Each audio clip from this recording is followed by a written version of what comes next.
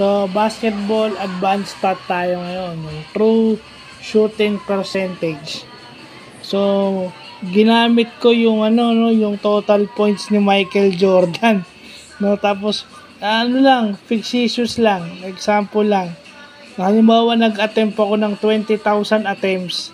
Tapos ang total points scored ko is yung kagaya kay Jordan na 32,292. So lumabas sa computations ko 80.73% yung shooting percentage mo. So sa ganung pagkakataon, doon mo makikita na yung true shooting percentage is mas mataas kung ang binibitawan mo is 3-point shots. Kasi yung field goal attempts, combine doon yung 2-point shots mo, 3-point shots mo, at saka yung free throw attempts mo.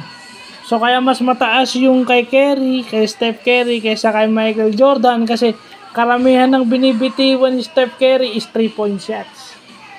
So pag ang binibitawan mo is 3-point shots na pumapasok parate kagaya kay Curry, mas mataas yung true shooting percentage mo.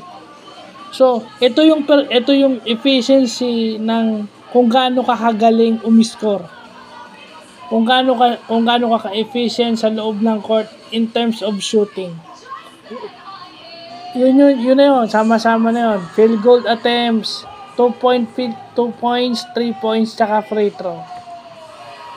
I mean, naisip ko na lang si Larry Bird, no, kung Larry Bird played longer at saka hindi siya na-injury, malamang mas mataas o pareho sila ni Steph Curry ng true shooting percentage.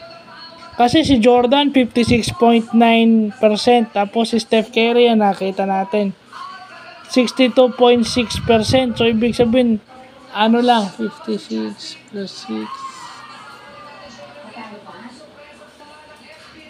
diba, halos 6% lang yung 6 percentage points na yung agwat ni Curry kay Jordan. So ibig sabihin kasi 3-point shots yung binibitawan ni Curry. Karamihan ng tira ni Curry 3 points eh. Si Jordan halos bira eh. Saka nakakita ng ang percentage si Jordan sa 3 points is 17% lang.